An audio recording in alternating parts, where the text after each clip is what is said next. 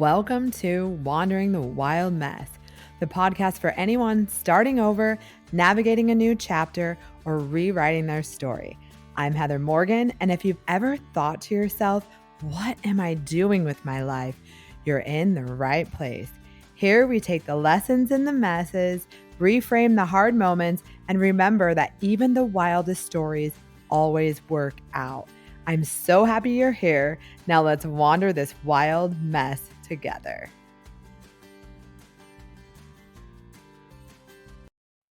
Have you ever looked back at your life and realized you didn't just have one fresh start? You had like 10. I think we hear starting over and we imagine one big moment, the breakup, the divorce, losing the job, moving across the country, starting over. But that's not what always happens. And that's not what happened to me. Looking back, I don't think I started over once. I think I had to start over again and again and again. And every time, those new beginnings were preparing me for the version of myself I would eventually become. Welcome to Wandering the Wild Mess with Heather Morgan. I am so happy you're here.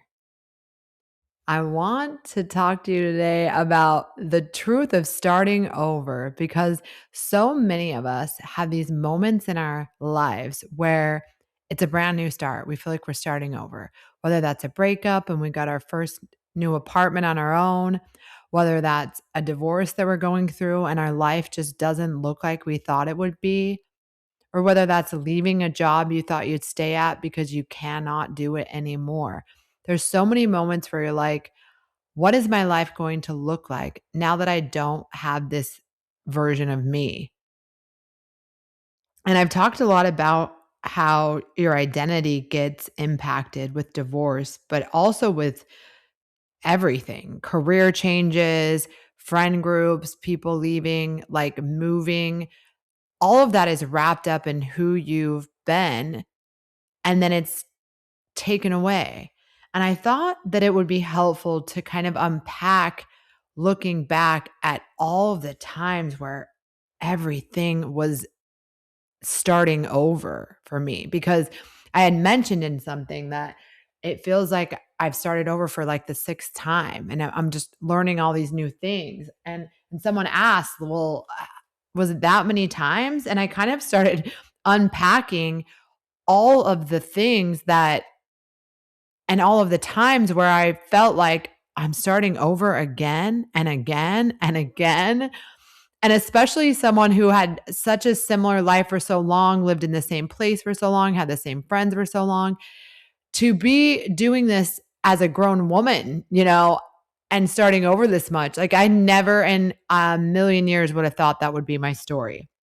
And so I want to take you back with me to like the first crack of when that all happened and we can kind of like play through how the starting over journey really happens.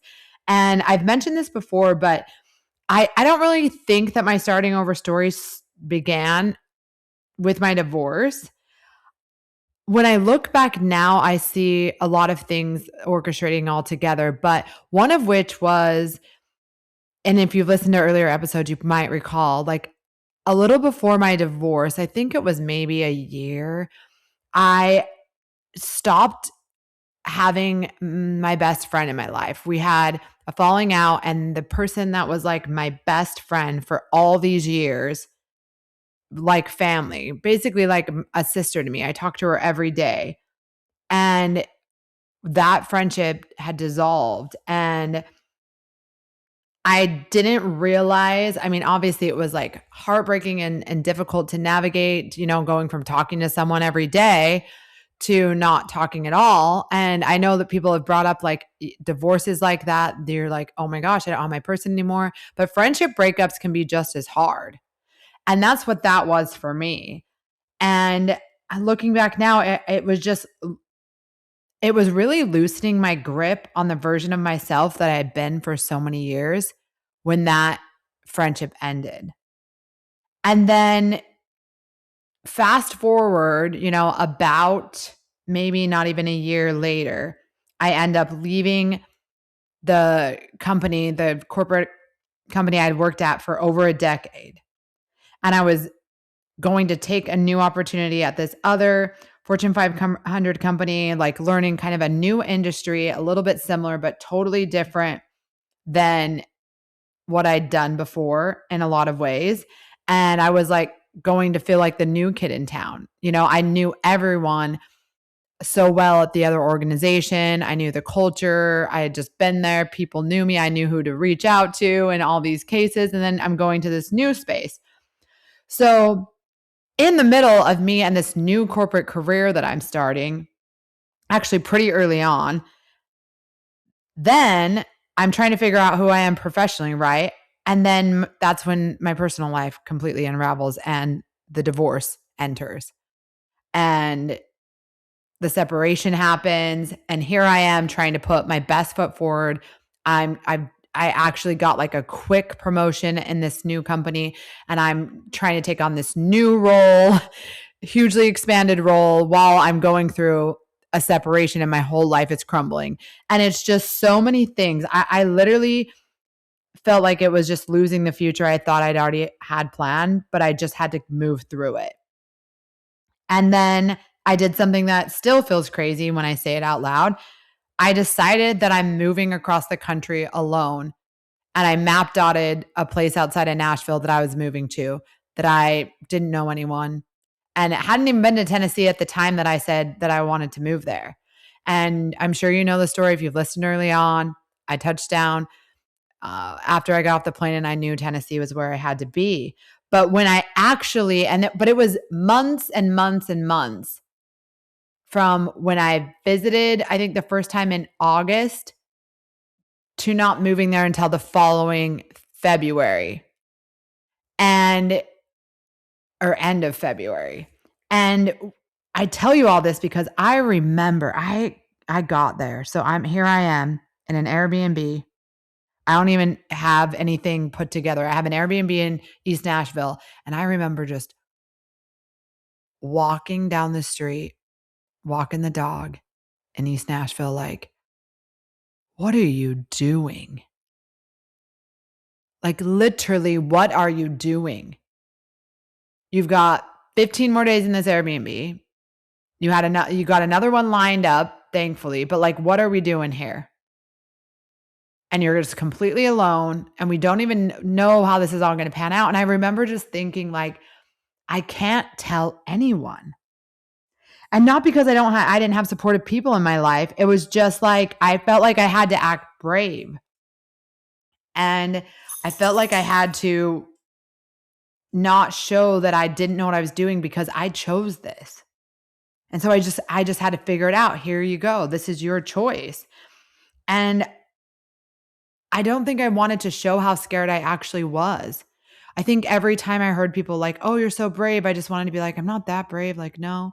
But like, and it wasn't really setting in that it was brave. All that was happening is that I felt like my life was, I don't know, just brand new, and I just had to figure it out. It was a lot of survival mode, if I'm honest. And so as I'm lost in this mess, not feeling like I can really share with anyone how much it felt to just start over. And it's like so crazy because I remember in those first 3 months, so lost, so messy, all the things happening. And then I finally I find a house, and I'm like, okay, I'm planting my roots here. I'm buying this house. I'm going to start fresh. I'm going to be grounded. Here we go.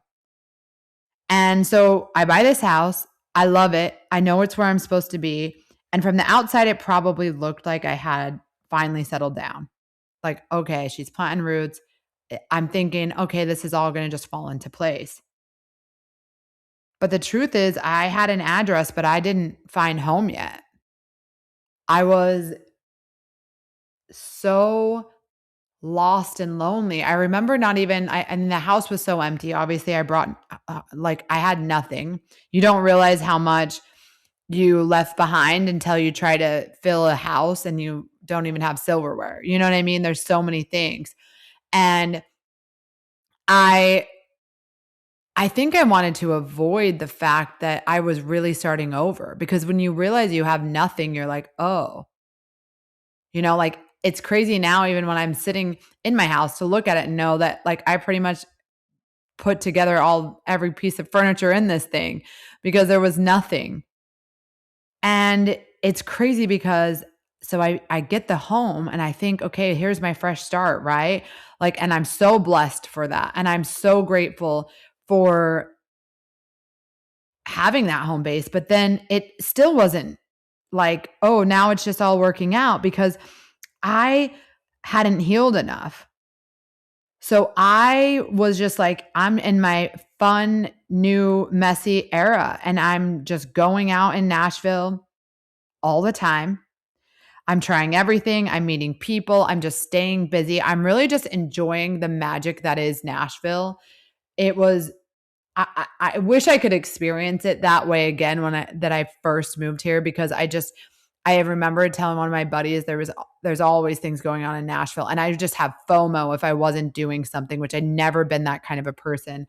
And it's funny because now I don't have that at all. My friends are like, and I'm like, I'm good.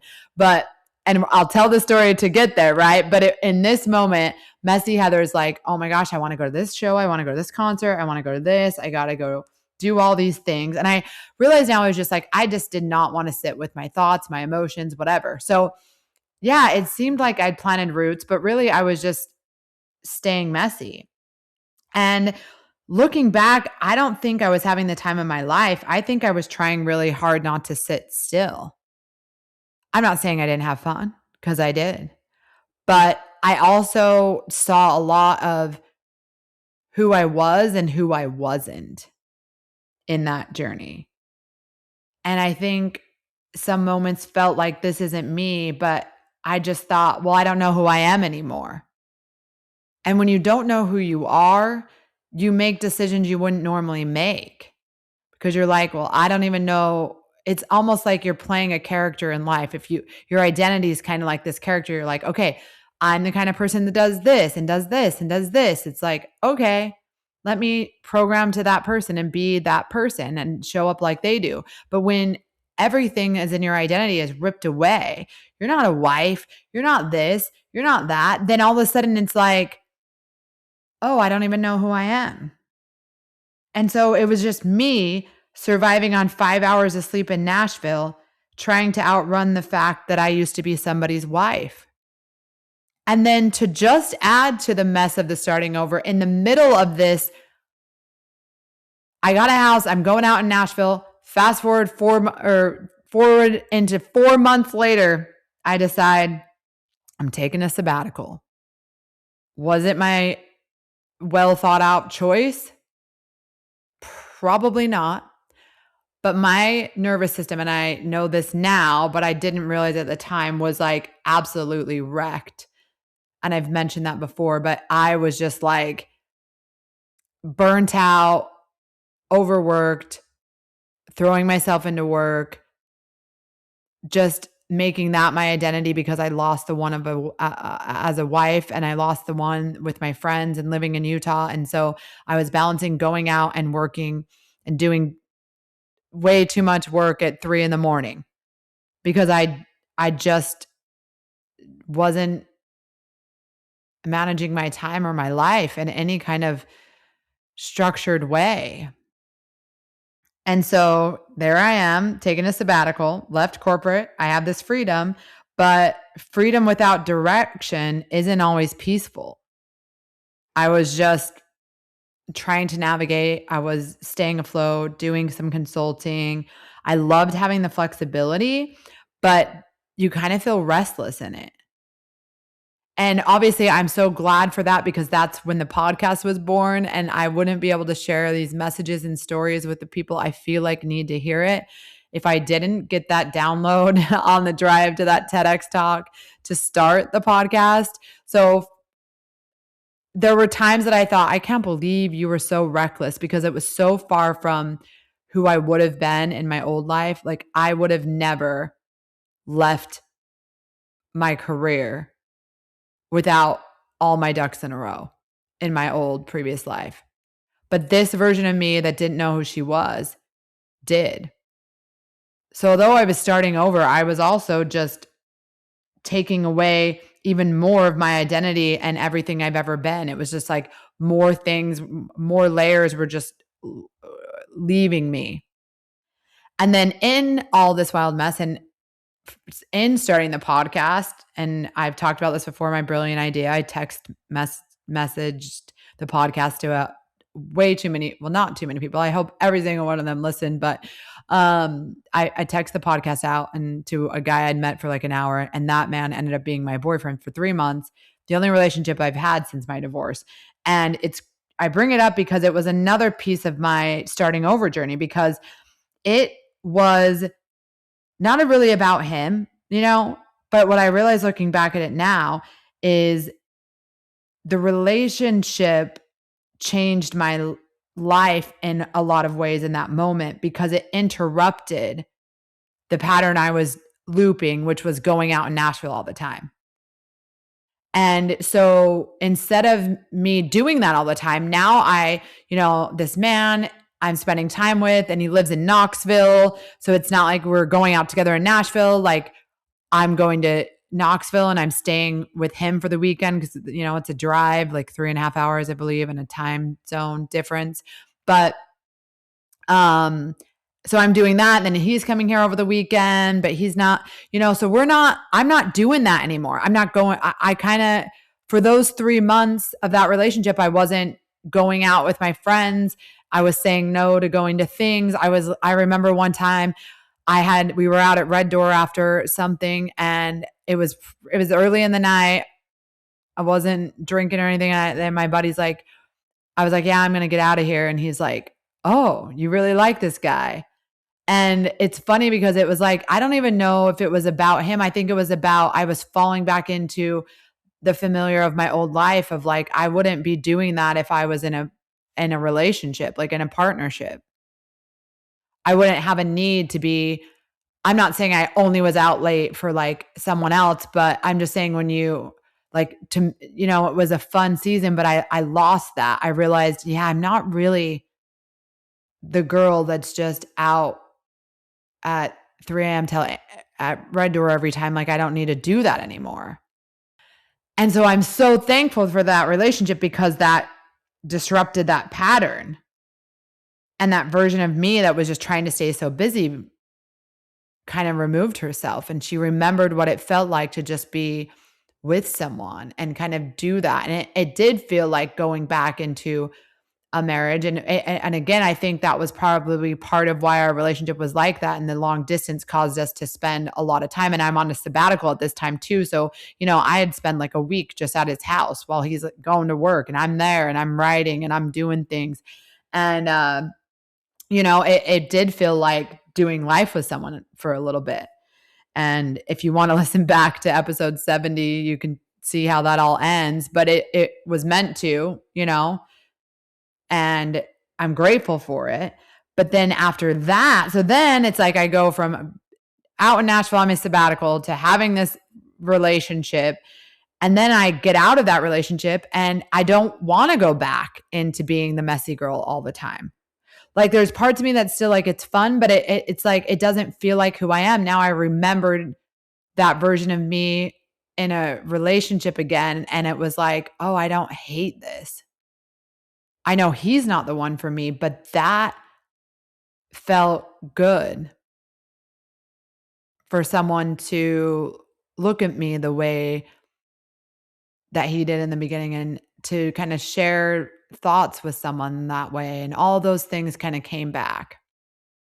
And then that's when the loneliness kind of hit. And not lonely because I was seeking another person, just lonely because I'm like, okay, I'm not the messy version of myself anymore. I'm no longer in a relationship. And I still on this sabbatical. Like, what am I doing? And I didn't know. I didn't want the life going out every weekend anymore, but I didn't know what I wanted instead. And that's a lonely place to be.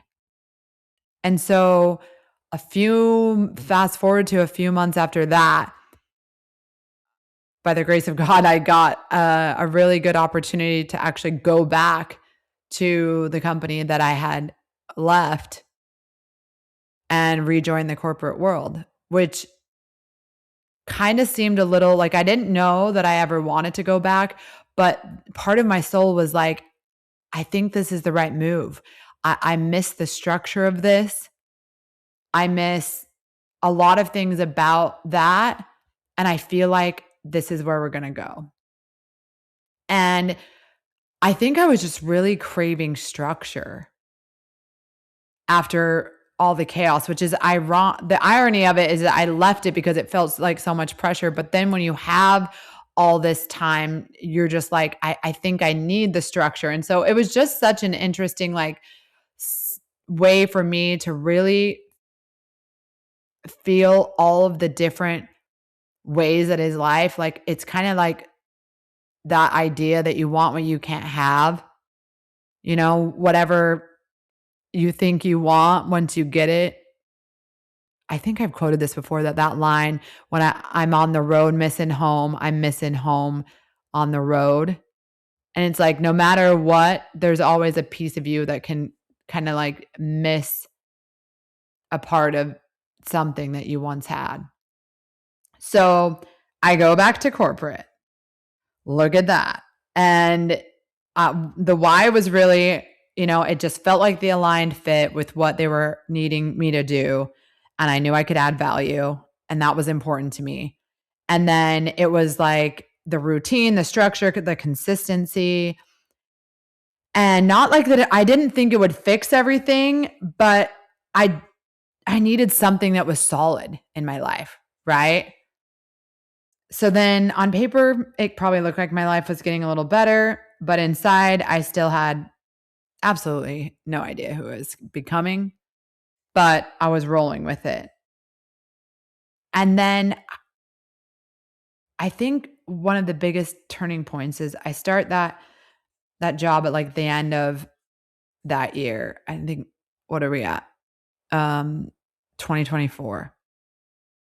And I started at the end of 2024. 2025 was probably like the loneliest year of my life. I was traveling a lot for work and I was busy with that, but I didn't really have the structure I had wanted, right? Like I had consistency with the corporate job, but I was traveling a lot for it. I was still just trying to figure things out. That was probably weirdly, because it came a few years after the divorce, like, right, I moved to Nashville 2023 and now here we are in 2025 and I'm finally like sitting with all of my emotions and dealing with it. I'm not being messy. I'm not dating. I didn't go on a single date all of 2025. I wasn't talking to anyone. Like I literally was work, the corporate job, the podcast, and writing and my own self-reflection. A lot of inner work, unpacking everything about my life. And can I tell you, that was probably one of the hardest things that you'll ever do, is to sit with yourself and unpack all of the things that have held you back from becoming the person you want to be and having the life you want to have, and honestly asking yourself why you've made certain decisions, not to shame yourself, just to understand them, to be like, what are we trying to avoid? What do we need to heal?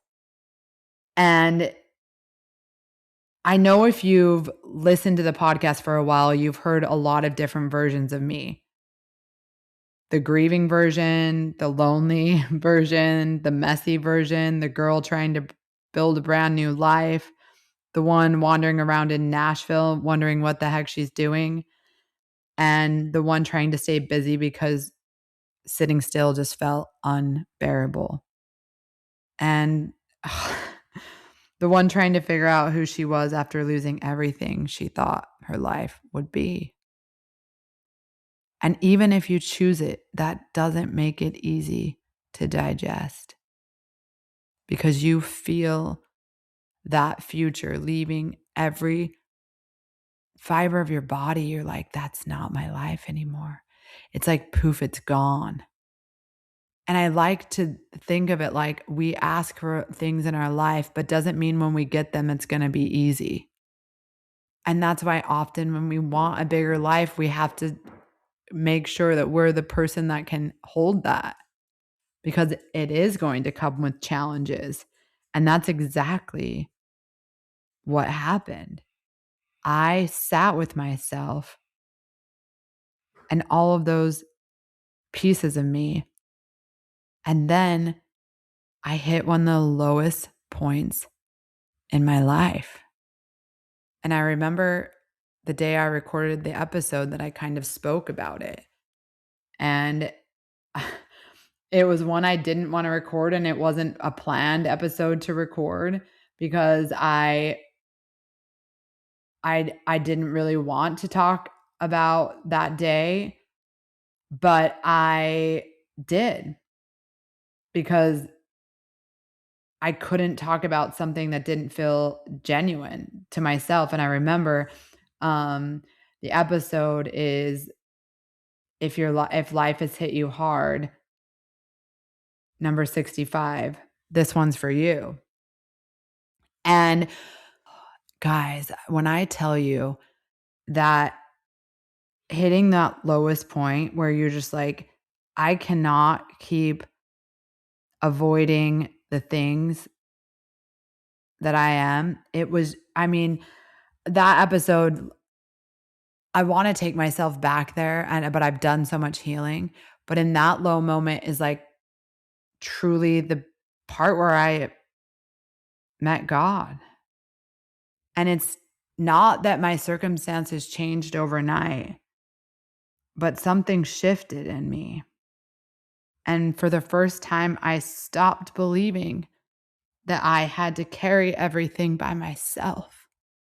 And I know everyone's journey is different. And I am never one to convince anyone to live a certain way if that's not what their soul is calling them to do at that moment in time. But this is just to tell my truth that found me when I needed it most. And it really, not overnight, there was so much building, so many questions, so many thoughts, so much that I just didn't know how to process because I had spent all of my life trying to control everything myself, trying to avoid truths and not unpack everything out loud. And I know that this podcast, it seems like I do, but there are so many things.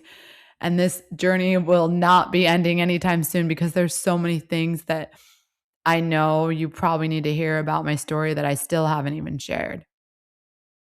And not because I'm special, my story like that, but just because when we can see truths and hear truths in others that show us, hey, I feel that too. It's just important to share that. So I know I share that because I want you to know you're not alone in what you're going through. Because we all have these low points. We all try to, at some point or another, we all try to run away from our truth. I have yet to meet a person, and whether or not you admit it or not is different. But I've not met many people that are willing to absolutely face all of their truths because it's not easy to look at the mirror and say, oh, I need to look at that more. That could be a me thing. And when we call ourselves to wanting a different life, it just takes being a different person, making different choices, not running from what we know we need to do and actually doing it. And I wish that wasn't the answer. I've told you before, I tried every cheat code way we could possibly get there, but it is all in the process. And that's how we learn. And when I look back now, I don't know that I started over 6 different times, 7, 8, I was counting. I think I've become several different versions of myself, all at the times that I needed to be that person. And if you feel this, I don't want you to look back in shame like, I can't believe I was that person. I'm so shameful. Let that go, babe, because you were doing the best you could with who you were in that moment of time. And sometimes that's all we got. Because every single version of me taught me something that the previous version couldn't. And every version of me let go of something that I thought I'd always have. And there's strength in that. Because when you show yourself you can get on the other side of letting go of something you thought you'd always have and show, hey, I'm safe. Was it sunshine and rainbows the whole time? No. But did I survive? Here I am. And I know now every version of me made room for the next one. It's almost like those building blocks, right? It's like you can't just leap to the top. You've got to take the journey. And starting over is like that. You're not starting over from the beginning. You're not rolling down the mountain. You're starting over just on another path to the version of you that you're meant to be, the next version. So if you're in a season where it feels like you're starting over again, maybe this isn't another interruption to your life. Maybe it's an invitation. Because one day you'll look back and realize this wasn't the chapter that broke your story.